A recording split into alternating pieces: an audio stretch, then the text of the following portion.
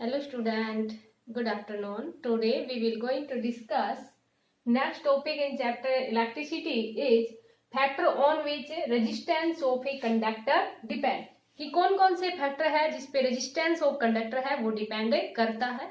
Last जो video थी उसमें हम रेजिस्टेंस के बारे में डिस्कस कर चुके हैं कि रेजिस्टेंस हमारे पास क्या होती है कि प्रॉपर्टी है मटेरियल की या प्रॉपर्टी है कंडक्टर की to resist the flow of electric current की जो फ्लो ऑफ इलेक्ट्रिक करंट को रोकता है मीन्स कम फ्लो होने देता है। उस टर्म को हमने क्या कहा था रेजिस्टेंस या obstruction to the flow of electric current. अभी हमारे पास क्या है कि कौन से फैक्टर है जिसपे रेजिस्टेंस ऑफ कंडक्टर है वो डिपेंड करता है।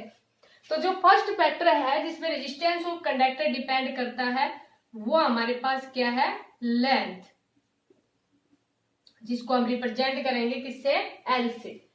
कि जो रेजिस्टेंस होता है कंडक्टर का वो डायरेक्टली प्रोपोर्शनल होता है लेंथ के।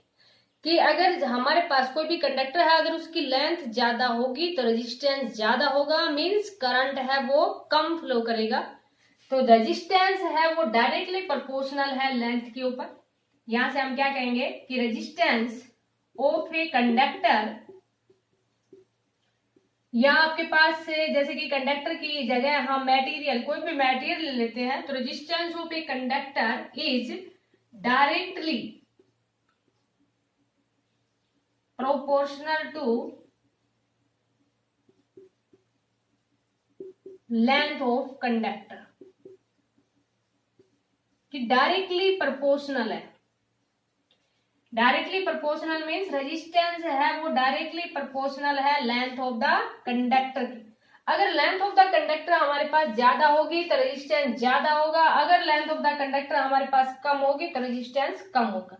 तो जैसे कि आपको लास्ट वीडियो में होम्स लॉ के बारे में बताया था तो वहां पर ही इसने एक्सपेरिमेंटली ये शो किया मीन्स एक्सपेरिमेंटली इसने फाउंड किया कि जैसे कि आपको बताया था ना कि वो जो मटेरियल ले रखा था जैसे रेजिस्टेंस था और यहाँ पर हमारे पास क्या था voltmeter ammeter is always connected in series. और हमने जैसे कि पहले वन सेल लगाया उसके बाद में 2 सेल लगाए फिर उसके बाद में एक पूरी कंप्लीटली 3 सेल की बैटरी लगाई और यहाँ पर एक स्विच लगा दिया। जो स्विच है वो हमारे पास कैसा है क्लोज, ऐसा हमने स्विच लगाया। तो ये जैसे कि ये पॉजिटिव है ये नेगेटिव है तो ये पॉजिटिव नेगेटिव क्योंकि वोल्ट मीटर है वो पैरेलल में कनेक्ट होता है और एमीटर सीरीज में कनेक्ट होता है। तो यहीं पर ही उसने क्या फाउंड किया कि ये हमारे पास कोई कंडक्टर है जैसे कि मान लीजिए कोई भी मेटल है जैसे कॉपर की वायर यूज कर रखी है यहाँ पर। तो इसको क्या करके देखा कि इस कंडक्टर की लेंथ को बढ़ा के देखा। तो जो कंडक्टर की लेंथ को बढ़ा के देखा तो इसमें देखा कि एमीटर की जो रीडिंग थी वो पहले तो जैसे सपोज करो इसने 5 सेंटीमीटर की लेंथ ली उसके बाद में इसने क्या कर ली 10 सेंटीमीटर की लेंथ ली। दोनों टाइम एमीटर के अंदर रीडिंग नोट की तो देखा कि जैसे ही कंडक्टर की लेंथ को बढ़ाया वैसे ही रीडिंग कम आ रही थी मींस रेजिस्टेंस था वो बढ़ रहा था। और रेजिस्टेंस बढ़ेगा तो ऑब्स्ट्रैक्ट करेगा फ्लो ऑफ इलेक्ट्रिक करंट को और फ्लो ऑफ इलेक्ट्रिक करंट को ऑब्स्ट्रैक्ट करेगा मींस रेजिस्ट करेगा तो एमीटर कम रीडिंग दिखाएगा। तो यहां से ये कह दिया कि रेजिस्टेंस है ये आपको समझाने के लिए किया है। आपको नोट इतना करना है factor on which resistance of conductor depend. तो फर्स्ट आपके पास क्या है लेंथ। तो resistance of a conductor is directly proportional to the length of a conductor. Second क्या था कि अब उसने ये करके देखा कि यही जो वायर ले रखी थी जो मटेरियल है इसके अंदर जो मटेरियल यहाँ पर लिया हुआ है ना मान लीजिए कॉपर की वायर ले रखी है। पहले तो उसके पास क्या किया इसने सेकंड केस में जैसे पहले तो लेंथ के बारे में देख लिया लेंथ को बढ़ा के देखा तो देखा कि लेंथ को जैसे ही बढ़ाया मीटर के अंदर reading come I it means resistance बढ़ गया करंट कम होगा। अब उसने क्या किया कि जैसे ही जो भी लेंथ ले रखी थी मीन्स जो थिकनेस ले रखी थी वायर की अब उसको मोटा करके देखा मीन्स उसके एरिया को बढ़ा के देखा। जैसे ही एरिया को बढ़ा के देखा तो एमीटर ने ज्यादा रीडिंग दिखाई मीन्स पहले तो उसने एरिया जैसे कि ए ले रखा था मीन्स इतना एरिया ले रखा था उसके बाद में एरिया को आधा कर दिया a/2 कर दिया। अब जैसे सपोज करो 10 सेंटीमीटर स्क्वायर था अब कितना कर दिया 5 सेंटीमीटर स्क्वायर कर दिया। तो जैसे ही एरिया को बढ़ाया मीन्स थिकनेस थी मोटी ले ली पतली की जगह मोटी ले ली तो देखा कि करंट है वो उसके अंदर ज्यादा रीडिंग मीन्स एमीटर था वो ज्यादा रीडिंग शो कर रहा था। तो यहां से ये कह दिया, इसी से ये एक्सपेरिमेंटली किया और फिर मैथमेटिकली की फॉर्म में ऐसे लिख दिया कि रेजिस्टेंस है वो डायरेक्टली प्रोपोर्शनल है लेंथ के, और resistance of a conductor, resistance of a conductor is inversely proportional to, inversely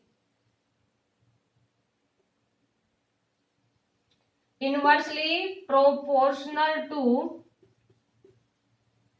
area of a cross section.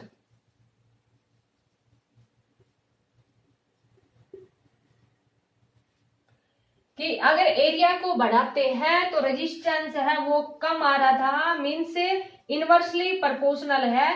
Resistance है वो कम इसलिए शो कर रहा था क्योंकि एमीटर ज्यादा रीडिंग दिखा रहा था। तो अगर एरिया को हम बढ़ाते हैं तो रेजिस्टेंस है वो कम हो जाता है। तो यहाँ इन दोनों से कह दिया कि रेजिस्टेंस वो डायरेक्टली प्रोपोर्शनल है लेंथ के, इनवर्सली प्रोपोर्शनल है एरिया के। और ये आप देखते भी हैं कि जैसे कि मान लीजिए आपके पास पावर प्लांट काफी ज्यादा दूर है और किसी भी ट्रांसफॉर्मर के पास जो लाइट मीन्स जो पोटेंशियल आ रहा है तो उसमें काफी लंबी लंबी, जैसे आपने सुना भी है 11,000 वोल्ट की लाइनें देखी भी है। तो ये जो वायर्स होती हैं ये काफी ज्यादा मोटी होती हैं, क्योंकि अब लेंथ को तो कम कर नहीं सकते कि पावर प्लांट बहुत ज्यादा दूर है तो वहां से जो प्रोडक्शन है लाइट का वो वहां से यहाँ आ रही है, तो उस लेंथ को तो हम कम कर नहीं सकते। तो उसकी जगह क्या कर सकते हैं कि अगर लेंथ आपके पास ज्यादा होगी तो रेजिस्टेंस है वो ज्यादा हो जाएगा, मीन्स करंट है वो कम फ्लो करेगा।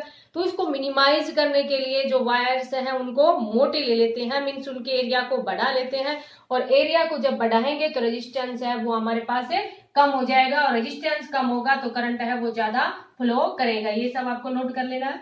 नेक्स्ट हमारे पास जो रेजिस्टेंस है वो डिपेंड करता है किसके ऊपर, नेचर ऑफ ए मटेरियल के ऊपर।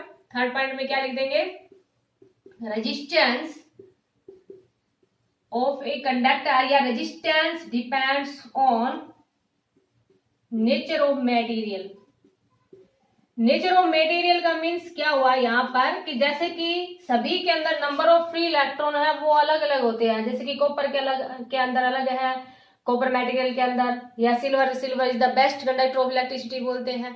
तो ये हमारे पास नेचर ऑफ मटेरियल के ऊपर डिपेंड करेगा कि किस प्रकार का हमने मटेरियल ले रखा है। मीन जिसके अंदर जितने ज्यादा नंबर ऑफ फ्री इलेक्ट्रॉन होंगे उतना ही वो ज्यादा बेस्ट कंडक्टर होगा। तो रेजिस्टेंस है वो डिपेंड करता है नेचर ऑफ ए मटेरियल के ऊपर।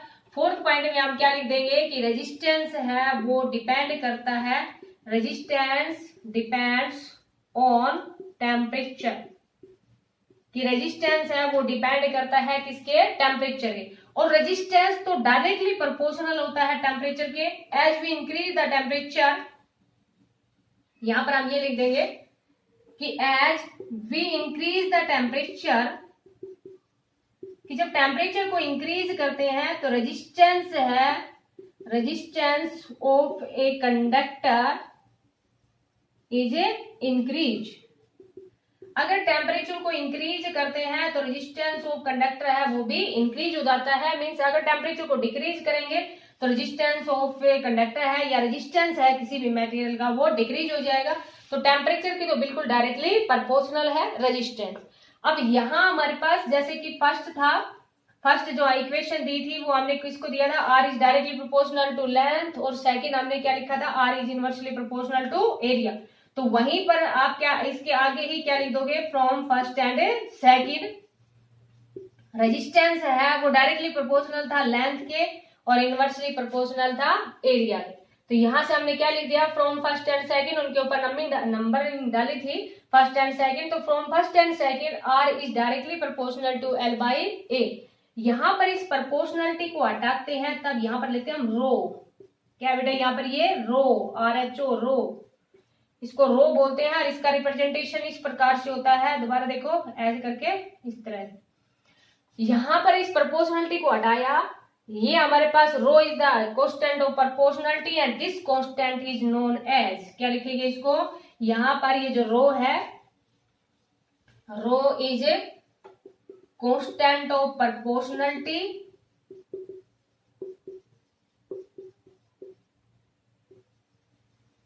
constant of a proportionality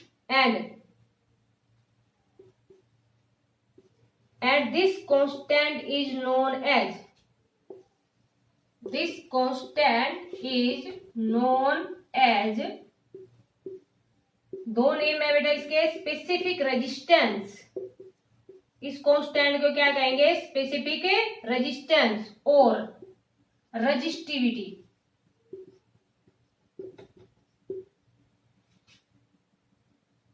specific resistance and resistivity, ये हमारे पास रो है, ये कांस्टेंट ऑफ प्रोपोर्शनलिटी है and this constant is known as specific resistance और रेजिस्टिविटी, या इसको स्पेसिफिक रेजिस्टेंस कहेंगे या क्या कहेंगे, रेजिस्टिविटी, दो नेम है इसके। तो यहां से हमारे पास ये आया था R is equal to rho L by A, where rho is the constant of proportionality and this constant is known as specific resistance, या फिर इसका सेकंड नेम क्या है, रेजिस्टिविटी।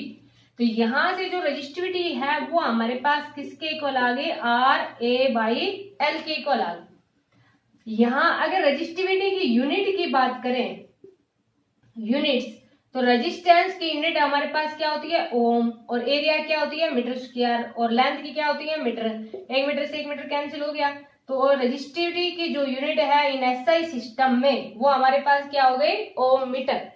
रेजिस्टिविटी की unit, units of resistivity in SI system is ohm meter. तो ये हमारे पास क्या है, रेजिस्टिविटी। अब ये ध्यान रखना बेटा, रेजिस्टिविटी है वो लेंथ और एरिया के ऊपर डिपेंड नहीं करती, क्योंकि यहाँ कांस्टेंट को हटाया तब हमारे पास ये वैल्यू आई है। रेजिस्टेंस है वो डिपेंड करता है लेंथ और एरिया के ऊपर। अगर मान लीजिए आपके पास कोई भी क्वेश्चन है, उसमें इस प्रकार से दे दिया कि लेंथ ऑफ द कंडक्टर को इंक्रीज कर दिया जाए, then what effect on resistivity. तो ध्यान रखना, रेजिस्टिविटी यहाँ पर कांस्टेंट है, कांस्टेंट को हटाया गया है तब रेजिस्टिविटी यूज किया है। तो resistivity does not depend on the length and area of cross section, resistivity depend on nature of material and temperature. तो ये टेम्परेचर और नेचर ऑफ मटेरियल के ऊपर डिपेंड करती है, रेजिस्टिविटी है वो लेंथ और एरिया के ऊपर डिपेंड नहीं करती। इन एसआई सिस्टम में जो रेजिस्टिविटी के यूनिट है वो हमारे पास क्या आ गई, ओम मीटर। अब यहाँ पर जो रेजिस्टिविटी है वो डिफरेंट मटेरियल के लिए अलग अलग होती है रेजिस्टिविटी। अब यहां से एक चीज और नोट करना, R इज इक्वल टू कितना था, रो L बाई ए था। If area of cross section को यूनिटी ले लिया जाए और लेंथ को भी यूनिटी ले लिया जाए तो रेजिस्टेंस है वो किसके इक्वल हो जाएगा, रेजिस्टिविटी के इक्वल हो जाएगा। If area of cross section is unity and length of the conductor is a unity, then resistance is equal to the resistivity. तो रेजिस्टेंस है वो, अगर देखो यहाँ पर यूनिटी लिया है, इट मीन्स रेजिस्टिविटी है वो लेंथ और एरिया के ऊपर डिपेंड नहीं करती। रेजिस्टिविटी रेजिस्टेंस की इक्वल तब होती है जब एरिया और लेंथ को यूनिटी ले लिया जाए, तो ये चीज को ध्यान रखना। अब डिफरेंट मटेरियल की रेजिस्टिविटी है वो डिफरेंट होती है, क्योंकि जो रेजिस्टिविटी है, जैसे कि मेटल्स की रेजिस्टिविटी जस्ट आपके पास डायरेक्टली प्रोपोर्शनली आई रेजिस्टेंस के, अगर कंडक्टर और लेंथ ऑफ द कंडक्टर और एरिया ऑफ क्रॉस सेक्शन को यूनिटी ले लिया था तब। तो यहां से हम ये कहेंगे कि मेटल्स की जो रेजिस्टिविटी होती है वो लो होती है। मेटल्स में जो कंडक्टर की रेजिस्टिविटी लो होती है, अलॉय की in between the conductor and insulator होती है, और इंसुलेटर की रेजिस्टिविटी काफी ज्यादा हाई होती है। तो इसमें एक लाइन आप नोट कर लेना कि resistivity of metal and alloy is in range of resistivity of metals and alloy is in range of, इनकी जो रेंज होती है वो 10 की पावर -8 ओम मीटर टू 10 की पावर -6 ओम मीटर होती है। मीन्स मेटल की रेजिस्टिविटी कम होती है, अलॉय की रेजिस्टिविटी मेटल से थोड़ी सी ज्यादा होती है। मेटल्स हैं उनकी रेंज यही होती है 10 की पावर -8 ओम मीटर में, आगे आपके पास कोई भी डिजिट है वो चेंज हो जाएगा, और अलॉय की 10 की पावर -6 ओम मीटर में रहेगी। मीन्स मेटल की रेजिस्टिविटी है वो कम होती है और अलॉय की रेजिस्टिविटी है वो थोड़ी सी ज्यादा होती है। एक लाइन लिख देंगे यहाँ पर, alloy have resistivity greater than